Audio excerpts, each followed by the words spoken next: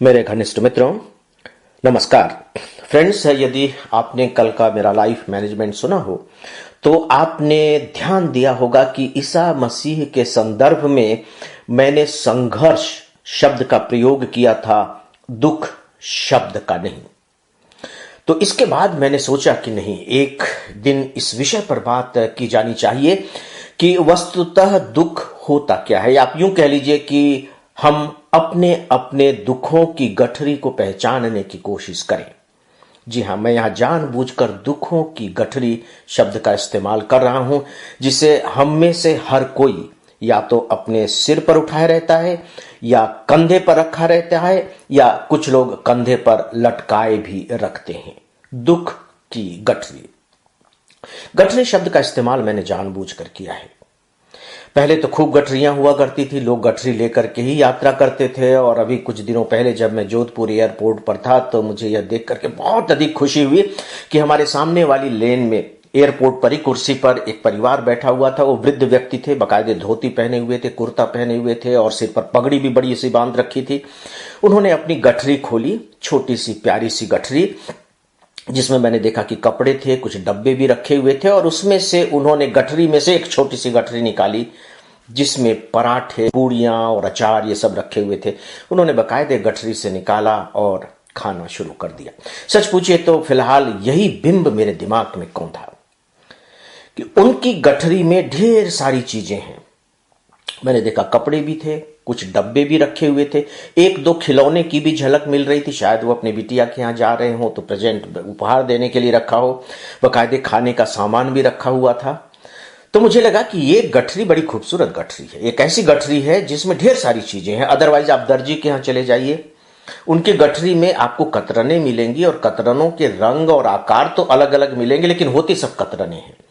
यानी कि उसकी जो गठरी है उसमें एक ही तरह की चीज है और यहां जो गठरी है उसमें ढेर सारी चीजें हैं। इसलिए मैंने गठरी शब्द का प्रयोग किया कि हम सब के पास दुख नामक गठरी है जिसमें ढेर सारी दूसरी दूसरी चीजें भरी हुई हैं। और दुर्भाग्य हमारा यह है, जो हमसे गलती होती है वो ये कि हमने इसे नाम दिया हुआ है दुख की गठरी।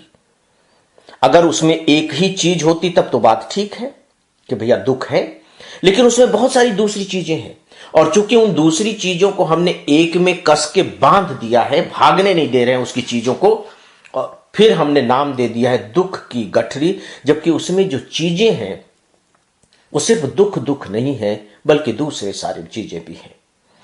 याद कीजिए, ईसा मसीह के संदर्भ में मैंने संघर्ष शब्द की चर्चा की थी। उन्होंने जीवन भर संघर्ष किया, राम के साथ, कृष्ण के साथ, मोहम्मद साहब के साथ। ये सारी बातें हम लोग देखते हैं। तो क्या संघर्ष करना दुख झेलना होता है? विचार करना होगा, क्योंकि देखिए हम लोग बातचीत में, बात बात में दुख की बात करते हैं। मैं बहुत दुखी हूं, वो बहुत दुखी है, उसने मुझे दुखी कर दिया, इस तरह की बातें हम करते हैं। लेकिन वस्तुतः दुख है क्या? मुझे लगता है कि इस पर हम सबको विचार करना चाहिए, क्योंकि एक समय हो सकता है कि ऐसा आए कि हमें लगे कि नहीं नहीं, इसमें दुख की तो कोई बात ही नहीं है, ये दुख है ही नहीं, मैं गलती से कह रहा हूं कि मैं दुखी हूं या उसने मुझे दुखी कर दिया, यह तो दुख की बात है। तो दोस्तों, इस पर आइए थोड़ी सी बातें करते हैं और आप सब भी अपने अपने ढंग से इस पर विचार कीजिएगा। एक स्टूडेंट है, वो खूब पढ़ाई कर रहा है, खूब पढ़ाई कर रहा है, किसान है, वो खेत पर खूब मेहनत कर रहा है, खूब मेहनत कर रहा है, राइट। एक व्यापारी है जिसने दुकान की शुरुआत की है, या उद्योगपति है जिसने अभी अभी उद्योग लगाया है, वो खूब मेहनत कर रहा है उसमें भी। ये क्या है? क्या किसान को कहना चाहिए कि मैं खेत में दुखी हूं, या स्टूडेंट को कहना चाहिए कि मैं पढ़ाई में दुखी हूं, या इस उद्योगपति या दुकानदार को कहना चाहिए कि मैं अपने दुकान या उद्योग में दुखी हूं? दोस्तों, यह स्पष्ट रूप से मेहनत है, लेबर है। और मैं समझता हूं कि मेहनत करना तो प्रिविलेज की बात होती है। जिनको मेहनत करने का अवसर मिलता है वो भाग्यशाली है। याद रखिए, संघर्ष भी नहीं है, यह मेहनत है, प्योरली लेबर है, जो बहुत पवित्र है, जिसके करने से शरीर में पसीना आता है। और पसीने को एक फिल्मी गीत में बहुत खूबसूरत तरीके से गंगा जल कहा गया है। गंगा जल, पसीने से जो हमारे माथे छलछला उठते हैं, हमारे शरीर में धाराएं बन जाती हैं। उससे पवित्र जल और क्या हो सकता है? पसीने का जल। तो दोस्तों, वो श्रम है, वो मेहनत है, वह दुख नहीं है। इसी का थोड़ा सा समानांतर लेकिन दूसरा शब्द है संघर्ष। संघर्ष क्या है? संघर्ष की स्थिति कब आती है? मेहनत करना संघर्ष नहीं है, चाहे आप कितनी भी मेहनत क्यों न कर रहे हो।